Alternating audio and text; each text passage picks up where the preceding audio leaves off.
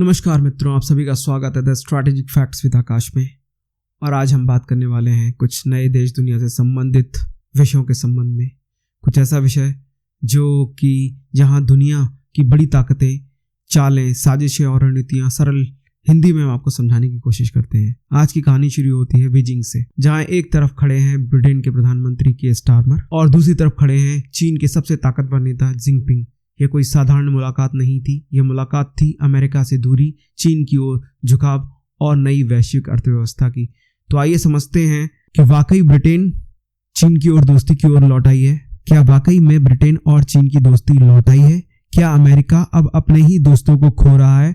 और सबसे जरूरी, भारत को इसके क्या फायदा या नुकसान होगा? देखिए, इस समय दुनिया में जियोपॉलिटिक्स अपना एक नया ही रूप ले रही है। कुछ समझ नहीं आ रहा कि आने वाले कल को क्या हो सकता है, किस चीज का क्या इफेक्ट पड़ने वाला है, क्या नहीं पड़ने वाला है। और लगातार जियोपॉलिटिक्स लगातार नई करवट ले रही है। उस करवटों का फायदा भी होगा, कहीं नुकसान भी होगा। तो आइए हम इसी का विश्लेषण करते हैं। बहुत संक्षिप्त विश्लेषण है, उम्मीद है आप लोगों को पसंद आएगा। अगर आपको ये विश्लेषण पसंद आए तो प्लीज लाइक और सब्सक्राइब करें। पिछले 6-7 सालों में चीन और ब्रिटेन के रिश्ते जो थे उन पे एक तरीके से बर्फ जमी हुई थी। इन्हें खुद ब्रिटिश नेताओं ने आइस एज कहा है। क्यों बिगड़े थे रिश्ते, ये भी एक बहुत बड़ी बात है। मानवाधिकार मुद्दे, हांगकांग उइगर मुसलमानों वाले मुद्दे, हांगकांग में जो हो रहा है उइगर मुसलमानों के साथ हो रहा है। ब्रिटेन के अंदर चीनी जासूसों के आरोप लगे हैं। अमेरिका के दबाव में भी चीन से दूरी हुई है। लेकिन 2026 में हालात बदल रहे हैं। कीयर स्टारमर की मजबूरी है, ब्रिटेन की अर्थव्यवस्था ठहरी हुई है, महंगाई, निवेश की ओर की कमी हो रही है और ब्रेग्जिट के बाद नए बाजारों की तलाश में है ब्रिटेन। स्टारमर जानते हैं चीन को नजरअंदाज करना ब्रिटेन के लिए मूर्खता होगी। अगर ब्रिटेन आज के हालात में अगर ऐसा करता है तो उसको कहीं ना कहीं बहुत ज्यादा नुकसान उठाना पड़ेगा, क्योंकि परिस्थितियां बदल रही हैं। जब से मिस्टर डोनाल्ड ट्रंप आए हैं सत्ता के अंदर दूसरे वर्जन में, पहला वर्जन उनका कहीं ना कहीं सबके लिए हितकारी था, लेकिन ये दूसरा वर्जन जो है उनका वो थोड़ा डिफरेंट है। तो उसके बाद वो महसूस कर रहे हैं कि अगर हम केवल अमेरिका के पीछे चलते रहे तो काम चलेगा नहीं। ब्रेग्जिट हो चुका है तो उसका इफेक्ट पड़ने वाला है। अब चीन की चाल समझिए। जिनपिंग क्या चाहते हैं? दिखाना है कि चीन को अलग थलग नहीं किया जा सकता। अमेरिका के टैरिफ वार का विकल्प बनना, ये चीन की सबसे बड़ी कोशिश है। देखिए, अमेरिका इस टाइम टैरिफ वार को चला रहा है पूरे वर्ल्ड में, और उसके टैरिफ वार को प्रभाव को खत्म करने के लिए अमेरिका का एक विकल्प बनने की कोशिश है। कौन कर रहा है? चाइना कर रहा है। यूरोप को अपने साथ लाने की कोशिश कर रहा है। मिस्टर जिनपिंग का साफ संदेश था, चीन कितना भी शक्तिशाली हो जाए यह किसी के लिए खतरा नहीं हो सकता।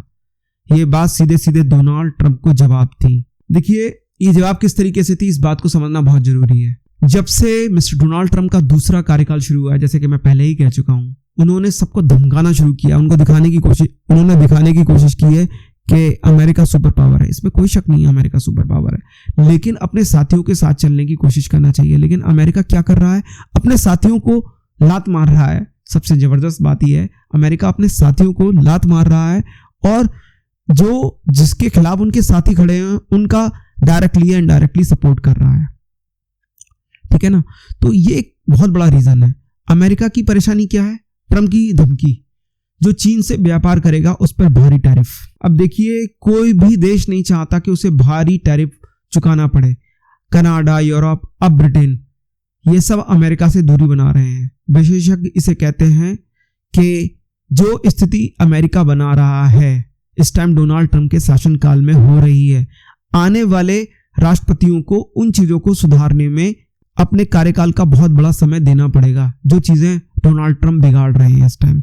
ये एक बहुत ही फैक्ट बात है। जिस तरीके की नीतियां इस टाइम डोनाल्ड ट्रंप ला रहे हैं उसका खामियाजा पूरे के पूरे अमेरिका को आने वाले 50 वर्षों तक तो सहना ही पड़ेगा। और कहीं ना कहीं अमेरिका को आज की डोनाल्ड ट्रंप की करी हुई गलतियों का भुगतान भी भुगतना होगा, ये बात भी तय है। मैं किसी नेता के ऊपर टिप्पणी नहीं करना चाहता, लेकिन जो मैं महसूस कर रहा हूं, जैसा मुझे रियलाइज हो रहा है, जियोपॉलिटिक्स की चीजों को देख रहा हूं, जब से मैं आज के टाइम में ये चीजें बहुत ज्यादा चल रही हैं और मैं इन चीजों को पढ़ रहा हूं, तो जो मेरी सोच बन रही है मैं उसके आधार पे कह रहा हूं कि आने वाले समय में इसका खामियाजा अमेरिका को भुगतना पड़ेगा। भले ही अमेरिका सुपर पावर है, लेकिन जब सब लोग अगर आपसे दूरी बनाएंगे तो आपका नुकसान तो सहना ही, नुकसान तो आपको होगा ही।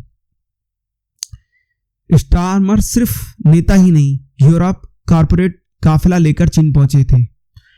कौन कौन थे सेक्टर से? बैंकिंग एंड फाइनेंस सेक्टर के लोग आए हैं, फार्मा के लोग आए हैं, ऑटोमोबाइल एंड ईवी के लोग आए हैं, आर्टिफिशियल इंटेलिजेंस के लोग आए हैं, और आए हैं रिन्यूएबल एनर्जी से संबंधित बड़े फैसले जो लेने हैं। चीन ब्रिटिश नागरिकों के लिए 30 दिन का वीजा फ्री ट्रैवल प्रस्तावित कर रहा है। 12 सरकारी समझौते साइन हुए हैं। चाइना यूके स्ट्रैटेजिक डायलॉग फिर से शुरू हुआ है। Digital angle, digital to diplomacy, yuan को इंटरनेशनल करेंसी बनाना इसका उद्देश्य है। लंदन को युआन ट्रेडिंग हब बनाना चाहता है चाइना। फिनटेक और एएल हेल्थ टेक की साझेदारी पे बात हुई है। अब सब कुछ इतना आसान भी नहीं है चीन के अंदर। एक चाइना की जर्नल है जिनको अचानक हटाया गया है, टॉप लेवल के वो जर्नल है। सत्ता की पारदर्शिता का सवाल है। कम्युनिस्ट पार्टी की आंतरिक खींचतान चल रही है। अच्छा, ये तो चीन के दबाव की बात हुई। अब ब्रिटेन के दबाव की बात करते हैं। ब्रिटेन के ऊपर दबाव है। हांगकांग के एक्टिविस्ट का मसला उठ रहा है। उइगर मुसलमानों पर अत्याचार हो रहे हैं।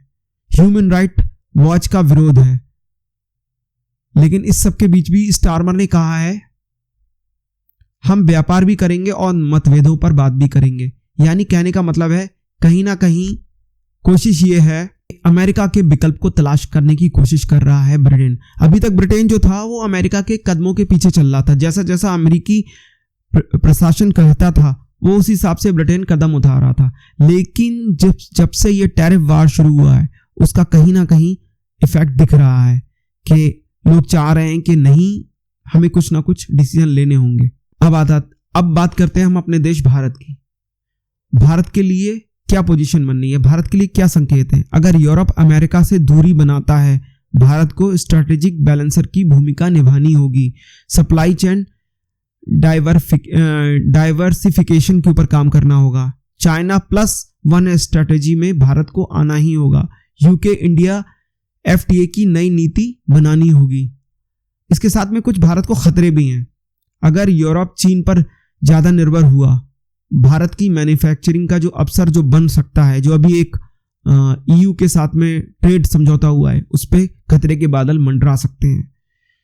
EV और सोलर एनर्जी, बैटरी आदि में उसके लिए कहीं ना कहीं चाइना पे डिपेंडेंसी है भारत के लिए। सस्ता चीनी सामान भारत के लिए एक बहुत बड़ी चुनौती है।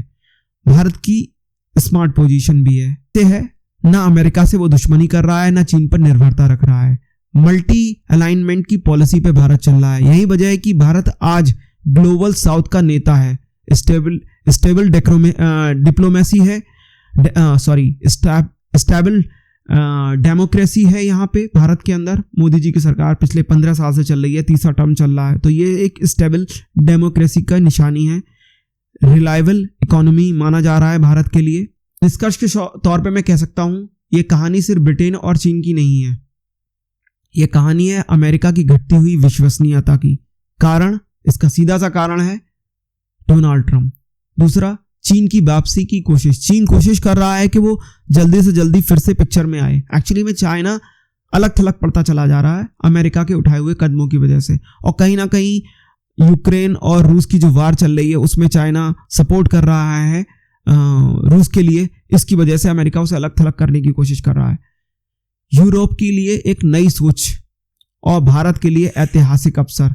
मैं ऐतिहासिक अवसर शब्द का इस्तेमाल इसलिए कर रहा हूं कि